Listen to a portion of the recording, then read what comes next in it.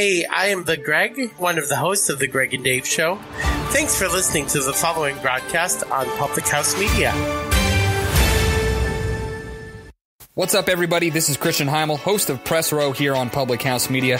Thanks for listening to the following broadcast on Public House Media. Once you're done with this episode, I hope you'll come check out my show, Press Row, where we talk about the biggest issues in sports with the analysts, experts, and reporters who cover them. No nonsense, hard-hitting interviews on the sports topics you're talking about. A new show comes out every single Thursday. And don't forget to subscribe on iTunes so you never miss an episode of Press Row. Thanks again for checking out the following broadcast on Public House Media.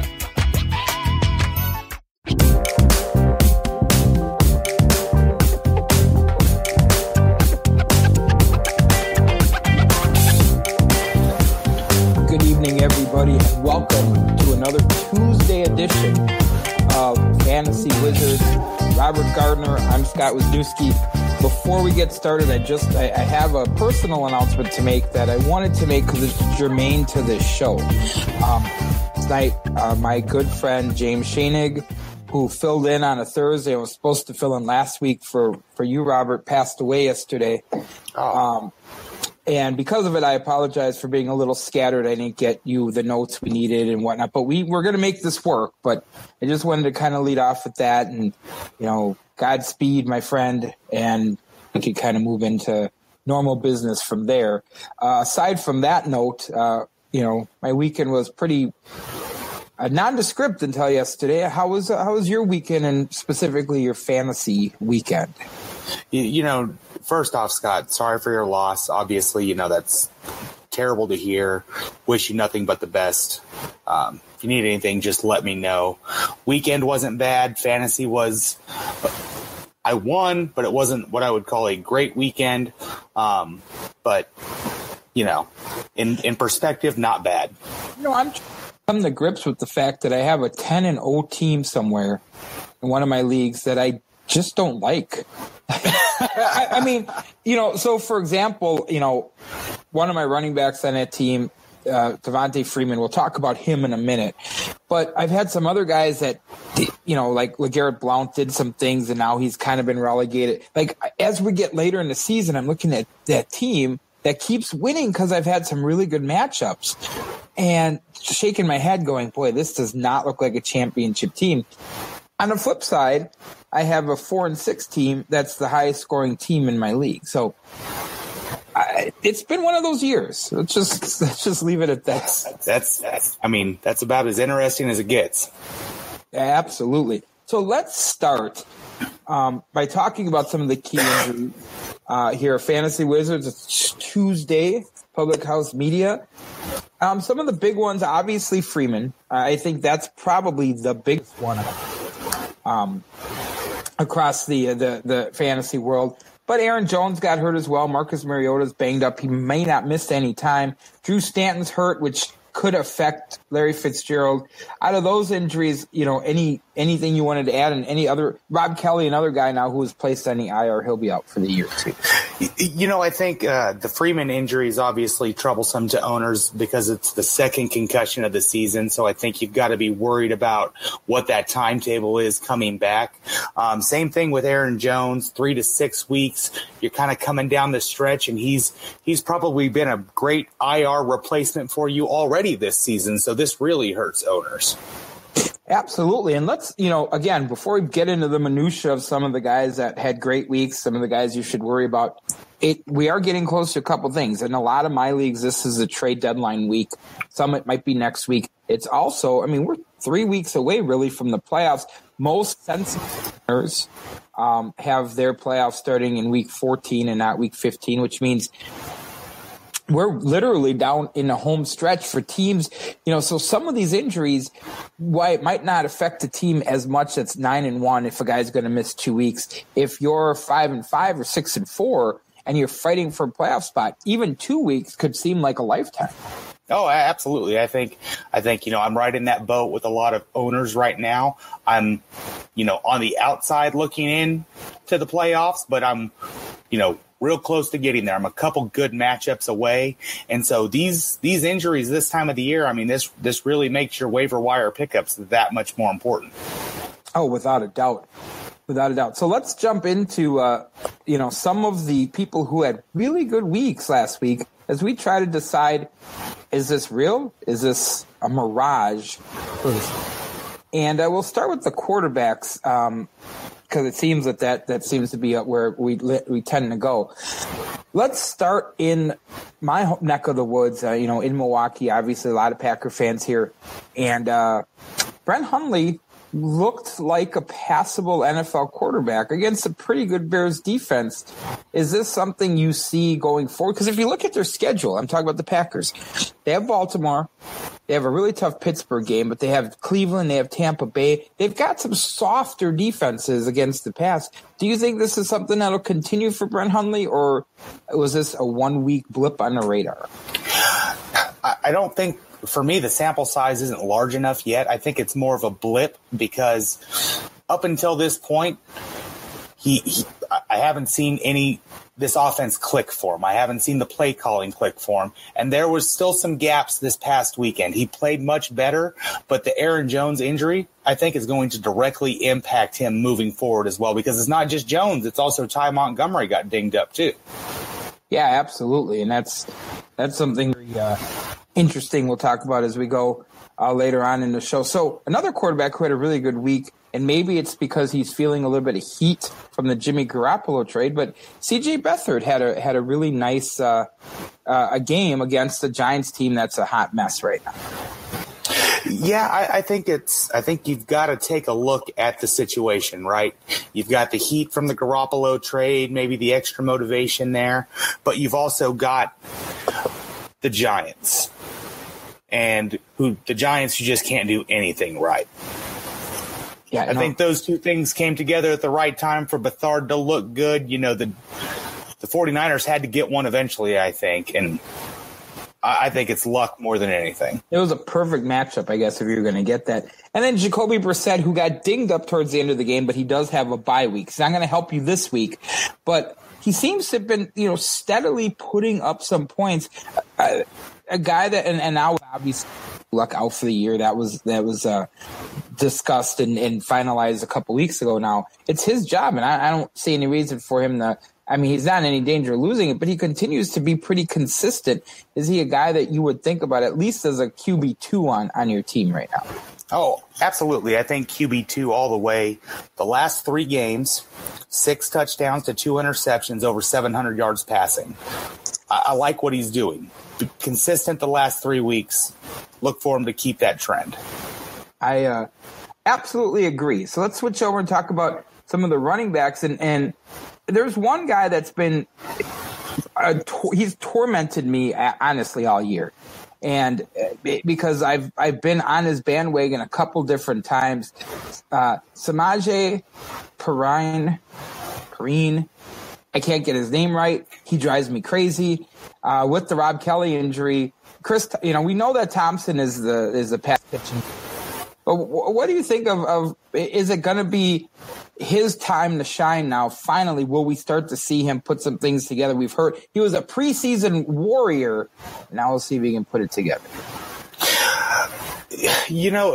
I haven't gotten a great feel for P. Ryan and how he fits into that offense just yet. You see flashes. The preseason was very positive, but we just haven't seen it translate into regular season success yet. And so I haven't totally bought into how he fits into the offense. And until he gets a more clearly defined role, I think fantasy owners have to kind of pause for a second on him.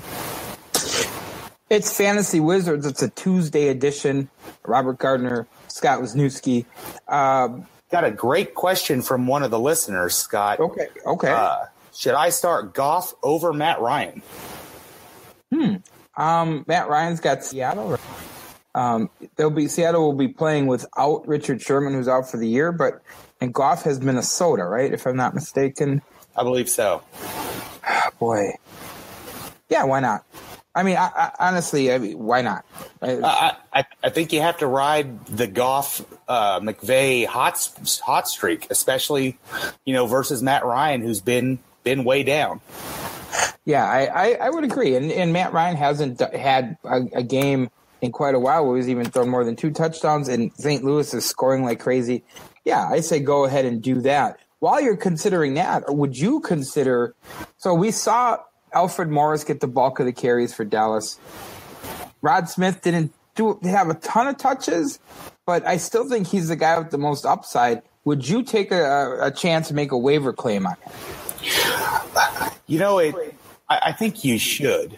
I think he's worth a waiver claim, especially at this point in the season, knowing that, Zeke's out for a while. McFadden has been non-existent, and Morris just didn't look good. I mean, if you're going to take a flyer on any Cowboys running back running behind that line, then I think you go with Smith. Yeah, I think you're right there. Hey, you know who's playing games with fantasy football players and owners all over the place? It's our friend Bill Belichek, who now all of a sudden Rex Burkhead seems like a valuable commodity along with Lewis, and Gillislee, nothing. I don't even think he was active last week. So I know it's a loaded question because we're talking about Bill Belichick, but Rex Burkhead, worth a shot? I think if you're in a PPR league, he's worth a flyer. I think in a traditional scoring format, not so much, because he really doesn't bring you a lot of value as a traditional running back. He's going to get the targets out of the backfield, so I think he'll help you in the PPR leagues. And then a couple Carolina backs. First, James Stewart, who almost had 100 yards yesterday, looked really good. And Cameron Artis-Payne, another guy. We talked about P. Ryan.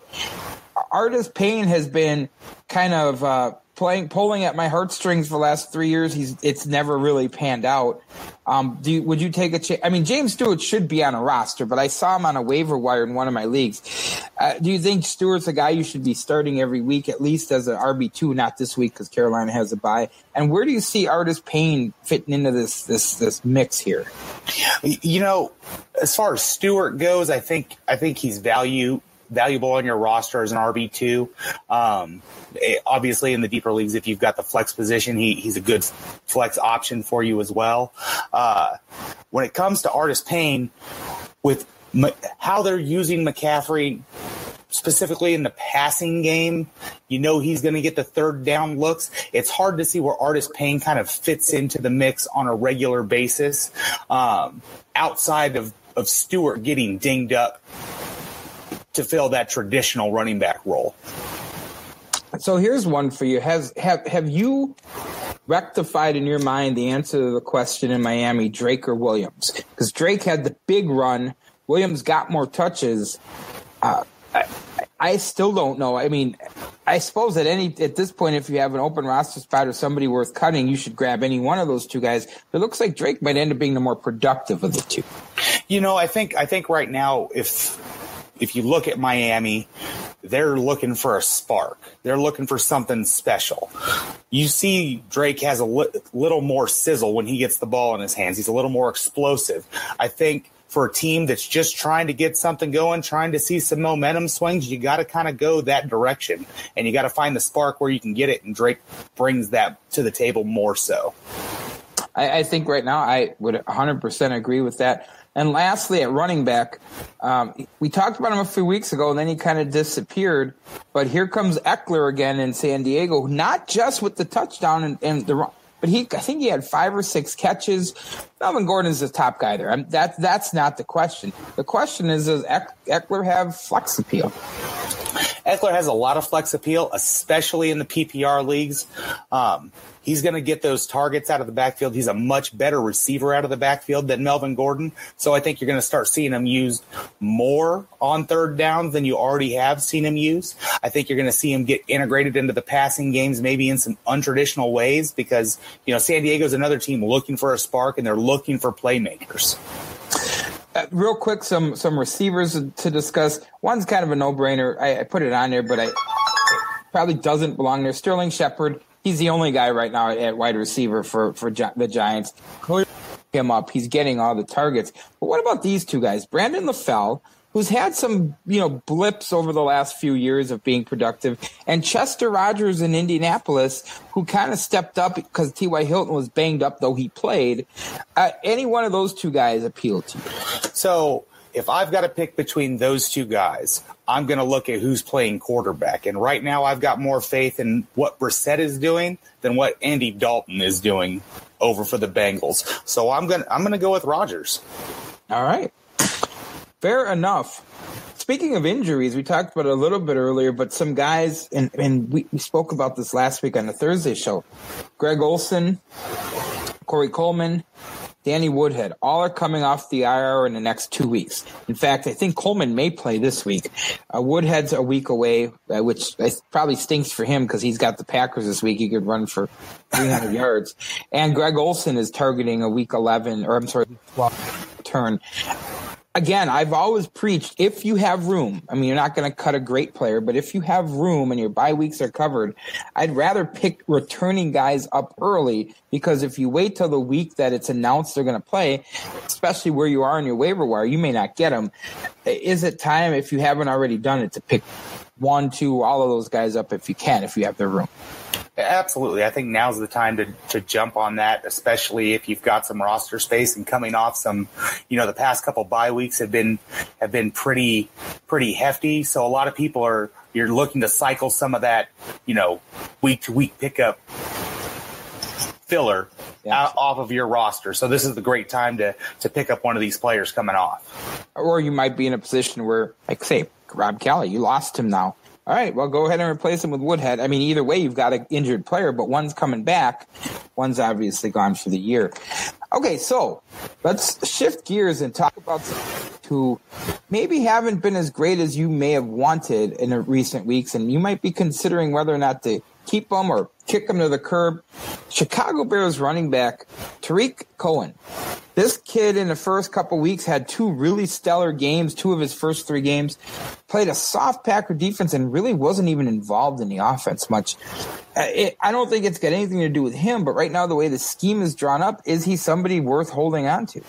I think at this point, no. If you look at the past 5 weeks, where Cohen brought you value in the first place was his ability as a pass catcher.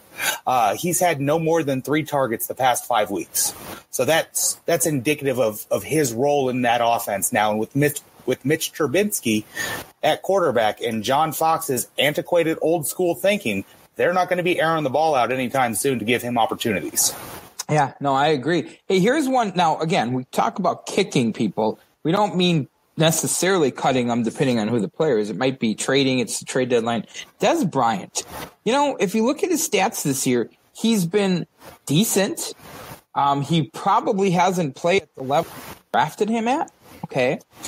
There's a lot of Cowboy fans out there. There's a lot of people you might be able to convince that he's going to get the ball more with Ezekiel Elliott out. If you have the opportunity, do you try to deal a Dez Bryant? I think now is the time to deal Dez Bryant. If you look at his targets to production, they're going in opposite directions.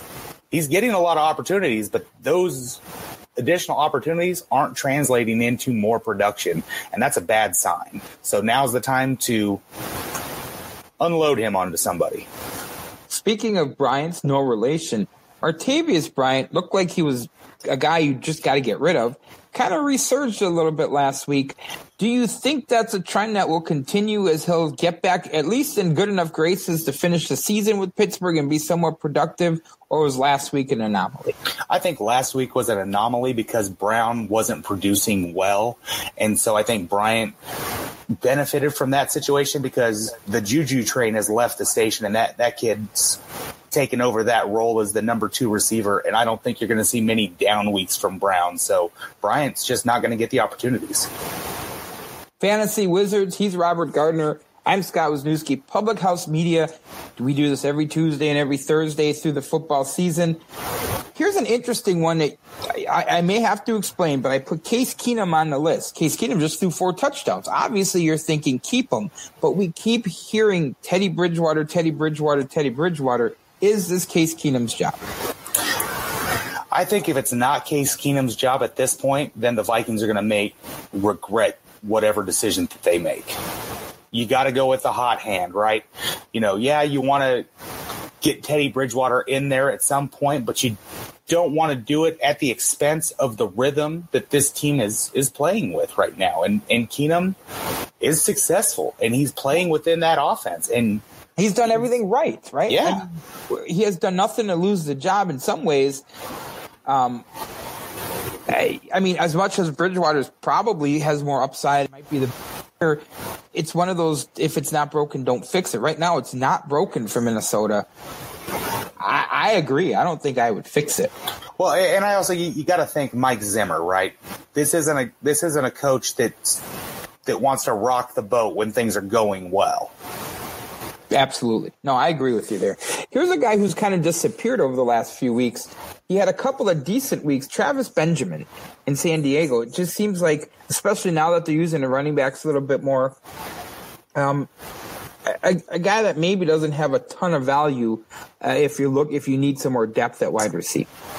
Yeah, I think unless you're in a real deep league where it's slim pickings on the waiver wire, there's not a lot of value in Benjamin at this point. Unless you're in a really creative scoring league where, maybe return yards are factored in, because when he gets those opportunities, he is dangerous there. But I mean, outside of very specific situations, I don't see the value. Okay, the next four are kind of bigger names, and they might surprise you, and I'll kind of do them in the order of bigness. That's five names, I should say. First one is Cameron Brate. If you would have asked this question in week 5, people would have thought you were crazy. But if you look at the targets, especially with O.J. Howard being there, B, the injury to Jameis Winston, and C, just the overall production, Cameron Brate definitely trending downward. Do you keep the faith, or do you look to other options? I think at this point, you might want to look to other options. We're deep enough into the season. Some other tight end talent has emerged in some spots. If you've already picked up a tight end off the waiver wire, like an Evan Ingram after, his start, and you kind of lucked into that, I think it's a great opportunity to move on from Brate.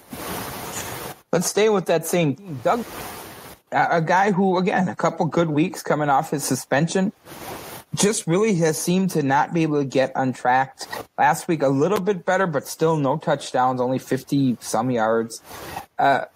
Again, I'm not advocating you cut him, but probably maybe put him on the bench if you have better options. Yeah, I don't see how he brings you any value. I mean, really anybody from Tampa Bay at this point. I mean, you probably want to distance yourself or limit your exposure with them. Here's one that it wasn't even on my radar screen until this week when he was replaced. Tyrod Taylor. Nate, now there's talk that, Nate Peterman should be the starter there. He won't be this week. It's still going to be Tyrod Taylor. But again, this one maybe, and at least on my radar, kind of flew underneath it. Your thoughts on Tyrod Taylor, that situation, and whether or not you should hold, at the very least, and be starting him right now. Yeah, I think if you're starting Tyrod Taylor, it's because you've got really limited options at this point.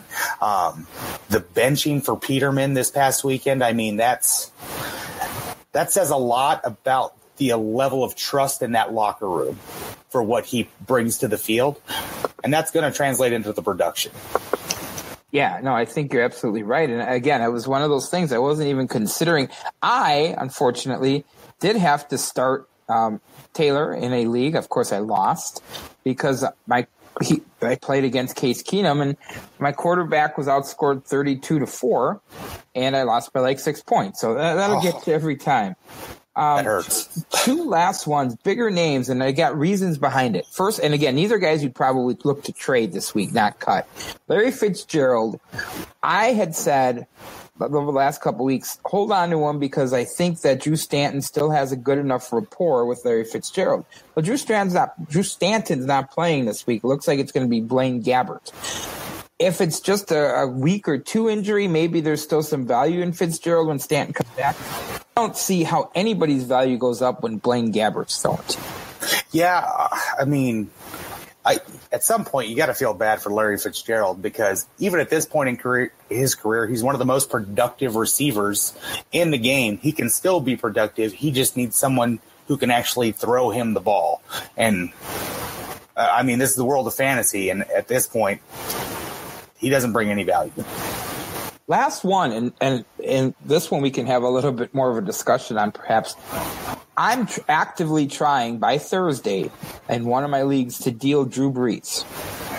I felt like even as before they became this run first team over the last 3 weeks, even he wasn't going downfield a lot. There was a lot of yards after catch that he was benefiting. It doesn't seem like the arm strength is there like it used to be. And now it looks like they're run first, run second, and then maybe pass. Yes, he got me a rushing touchdown last week. I'm certainly not counting on that one. Drew Brees just overall has fallen out of the elite status. Again, he's 40. That doesn't make him he's playing very well for a 40-year-old, and he's got his team in first place. But in fantasy land, I don't know that his value is what it should be. And if you don't have a quality backup behind him, you probably should look to deal him and see if you can deal him based on his reputation, not his production this year. No, absolutely. Drew Brees is on name value alone. You would think, what? Why am I even considering this, right? Right. But when you look at the numbers and you look at the production this year, okay, Drew Brees, 2 300-yard passing games this season. Mm-hmm. 2 games where he's thrown for less than 200 yards. Mm-hmm. That is un-Drew Brees-like. Yeah, one of those 300-yard games was an obvious no-brainer because he played the Packers. So, but yeah, because if you look at Atlanta's secondary is not necessarily Swiss cheese. Carolina's isn't like he's not going to have. There's not a lot of soft matchups left on Drew Brees' schedule the rest of the year, and I think you need to try to again find somebody who knows the name Drew Brees, maybe somebody who's always wanted him on his or her team and has never had that shot, and see if you can make that swap. I have one question for you that I wanted to ask that's been kind of gnawing at me. I'm not sure if I've told the story yet, but on one league I play in, I have DeMarco Murray, and the other one I have Henry, and I'd never seemed to start the right one, and this week was no different. I started Henry in one league, and I sat DeMarco Murray in another. Murray had 3 touchdowns. Is there a clear cut, if you had to pick one of those 2 guys, in a non-keeper situation, because obviously in a keeper situation, Henry's value goes way up. Just straight finish this. Which one of those 2 guys is the guy you want? That is probably one of the toughest questions in fantasy football right now. I've got to go with Murray at this point. I just don't think that the coaching staff fully trusts Henry to be the guy in that offense yet, because I think if they did, he would clear-cut be the guy there because of his physical talents. Yeah, I feel I kind of lean that way, and I think next year over the offseason they may move Murray or release him and make Henry, anoint him the starter for next season. This season I think they like the veteran, and at the very least it's going to just be this timeshare split thing that's just going to drive people crazy out, from now until the end of fantasy season. So we'll see how that plays out. Well, we made it through another half hour, my friend. It was a melon beginning, but hopefully we helped. We got to answer some questions. We'll do this again Thursday at 6:30. Kevin Wells will join me. Any last words, Robert? Anything you want to tell people? Any advice? Any sage words of wisdom as people head towards their playoffs? If heading towards your playoffs, we talked a little bit about Larry Fitzgerald earlier and his value. I can't say it enough. You got to have a quarterback throwing you the ball, guys. Don't hang on to Larry Fitzgerald at the risk of your playoff run. Excellent. Well, all I have to say is good luck to everybody. And again, be wary. It's your trade. Some leagues, it's your trade deadline.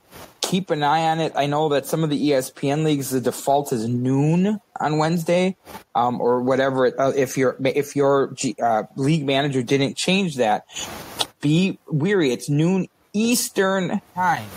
You have to have a trade in and approved. Some other leagues are a little bit more manually set, but still, don't miss out. Don't be like the Cleveland Browns and get your trade sent out, a minute too late and you don't get it done. You should be making those offers tonight, calling it. follow up with a phone call or an email if you're close with the people in the league. Say, hey, I just sent you a trade request. Take a look at it. You want to get those things done and set your team up for the remainder of the season, regular season, and hopefully into the playoffs. We've reached the end of another episode of the Fantasy Wizards here on Public House Media. He's Robert Gardner. I'm Scott Wisniewski. Good night and good luck, and we'll talk to you on Thursday.